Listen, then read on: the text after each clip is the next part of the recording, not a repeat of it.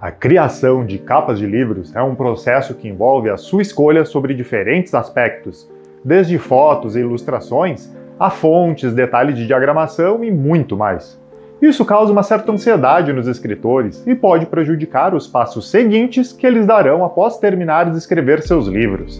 Assim, nesse vídeo, vou te ensinar o que você precisa saber sobre criação de capas e como garantir a melhor para o seu livro recém-finalizado.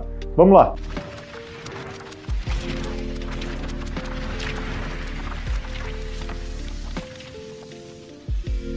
E aí, Tellers, Mauro Plastina aqui, tudo bem?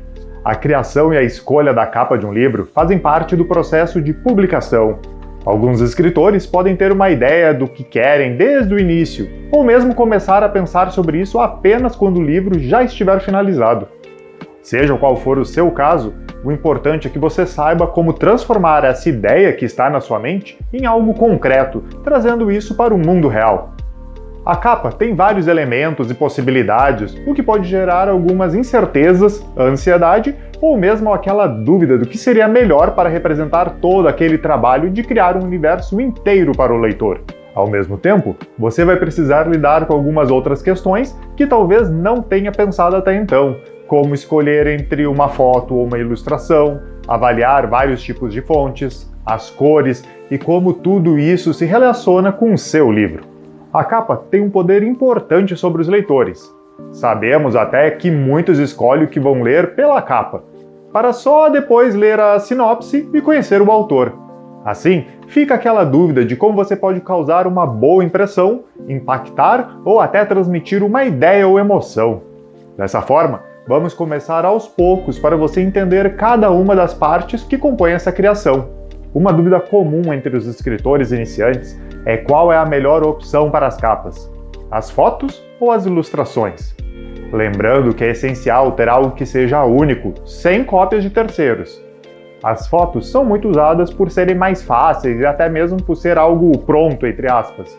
Isso quer dizer que você vai até um local específico que quer para a sua capa, ou caso precise ter uma pessoa em destaque, pode conseguir o modelo e trabalhar elementos como roupa, maquiagem e pose. Depois, você trata a imagem como quer na edição e a identidade da capa já está mais ou menos pronta. Já a ilustração é uma imagem que tem um objetivo mais implícito de explicar alguma coisa, transmitir uma ideia ou mesmo acrescentar alguma informação. Geralmente, são desenhos, colagens ou pinturas, mas também pode ser composta por uma foto. Por exemplo, imagine que você está olhando uma biblioteca e vê uma capa de livro repleta de desenhos, mas nota que existe uma letra F sozinha em um dos cantos da capa. Inicialmente, aquela letra pode não chamar a sua atenção ou mesmo não causar tanto impacto. Porém, no final do livro, você descobre que o assassino da história se chama Fernando, ou mesmo que a prova que levou o detetive a solucionar o caso foi uma fronha de travesseiro com aquela mesma letra desenhada. Ou seja, aquele pequeno detalhe da capa fez todo sentido para a história. Depois da foto e da ilustração, outro item importante são as fontes.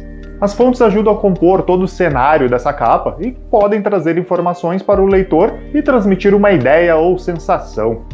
Livros de época, por exemplo, costumam ter uma fonte mais elegante, cheias de voltas e com traços mais finos. A melhor dica para trabalhar fontes numa capa é nunca escolher mais de 3 fontes para ela e, preferencialmente, escolher pesos diferentes de uma mesma família de fonte. Seria como usar a família da fonte Arial e revezar entre Arial regular e Arial Black, por exemplo. Como a capa é a primeira informação dada ao leitor, o ideal é que a fonte seja de fácil leitura e com maior destaque para o título, seguido pelo seu nome e alguma outra informação que seja necessária ao seu ver.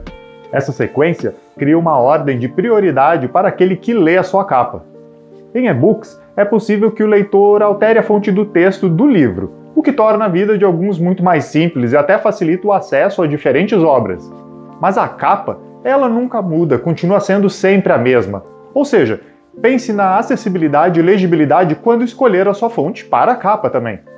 Mas você também pode usar uma estratégia comum entre os escritores: escolher a fonte a partir do gênero da sua obra.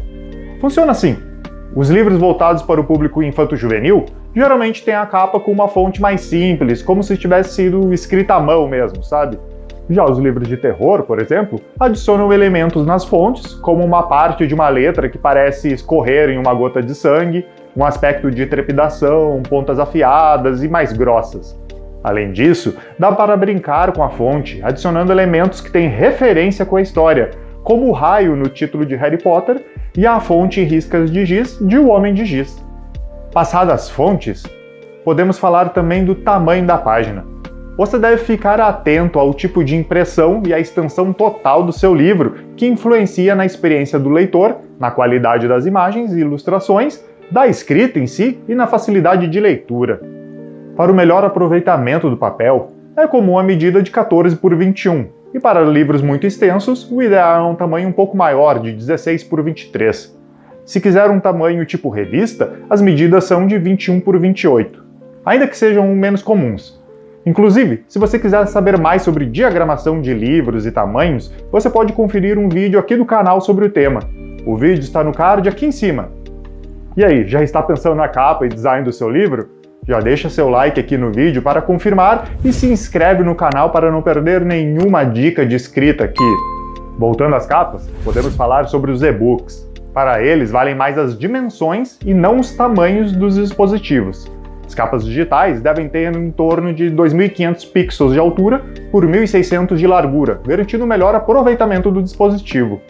Isso quer dizer que essa medida evita que o leitor, ao abrir seu livro, veja uma capa minúscula centrada na página e de difícil leitura, o que comprometeria toda a escolha das imagens, ilustrações, fontes, cores e, claro, toda a experiência da pessoa com seu livro.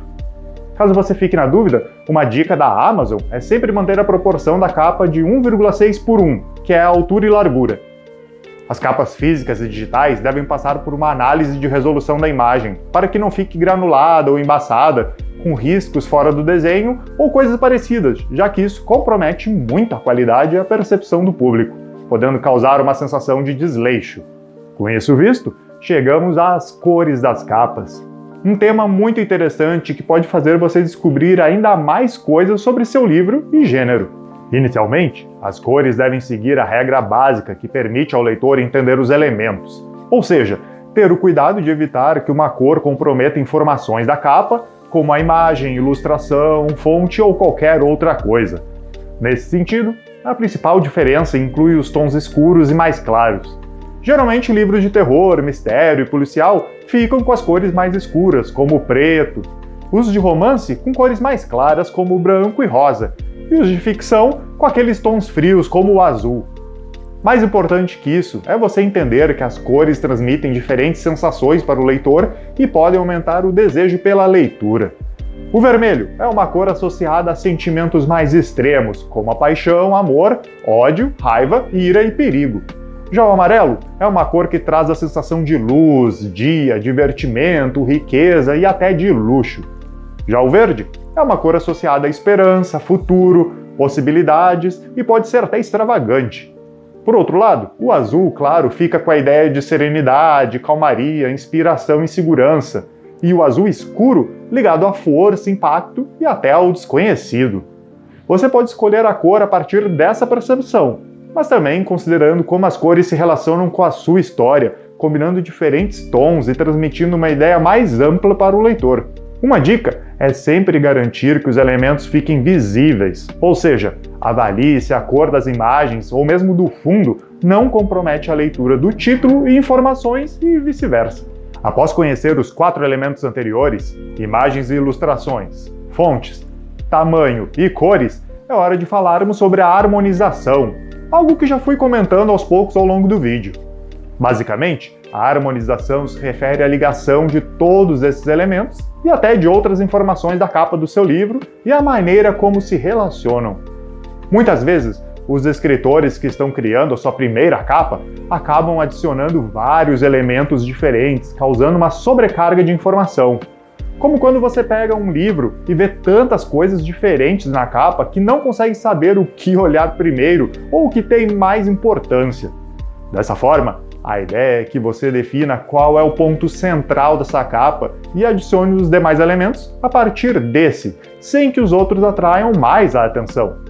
Por exemplo, as cores mais fortes tendem a chamar mais a atenção, Então, se você colocar uma bola vermelha e vários quadrados brancos, é provável que toda a atenção do leitor vá para a bola vermelha. É muito importante equilibrar todos esses elementos para que o seu título tenha uma prioridade na capa, para que o leitor olhe e veja o ponto central e o nome da sua obra. Quando a capa tiver muitas informações, pode ser necessário retirar algumas, escolher outros tons de cores, reduzir o tamanho desses elementos e assim por diante. E como a criação dessas capas com todos esses elementos acontece, Tellers? Com programas de criação de capas feitos por você mesmo ou através de um capista profissional. Se você quiser fazer todo o processo criativo, pode escolher diferentes tipos de programa, como o Photoshop, o Adobe Illustrator, Canva e muitos outros. A escolha vai depender da sua necessidade e habilidade. A outra opção, caso você não domine esses programas ou até tenha alguma dificuldade para escolher os melhores elementos, é contratar um capista profissional. O capista pode auxiliar em todo o processo de escolha e criação, até no marketing e na melhora da qualidade da capa que você já fez ou pensou em fazer. Inclusive, é bem comum que escritores criem uma capa simples ou uma lista de elementos principais para que o capista siga essas indicações. É importante escolher o profissional com cuidado, conferindo se ele realmente se dedica na área, se tem uma preocupação com todo e assim por diante. Então, avalie diferentes pessoas, converse, veja a opinião de outros clientes e analise seus trabalhos anteriores. Se ao final você não gostou da capa, seja a que você fez ou a que o capista fez, é essencial fazer as mudanças necessárias para a melhora do seu resultado final, que irá para o leitor. E aí, já está imaginando as capas para suas histórias? Se você ficou com alguma dúvida sobre criação de capas ou quiser que eu aborde outro tema sobre a criação de livros, me envie um comentário aqui embaixo. Não se esqueça de curtir o vídeo e se inscrever no canal para receber conteúdo sobre escrita toda semana. Uma ótima diagramação de capas para ti e até o próximo vídeo. Até mais!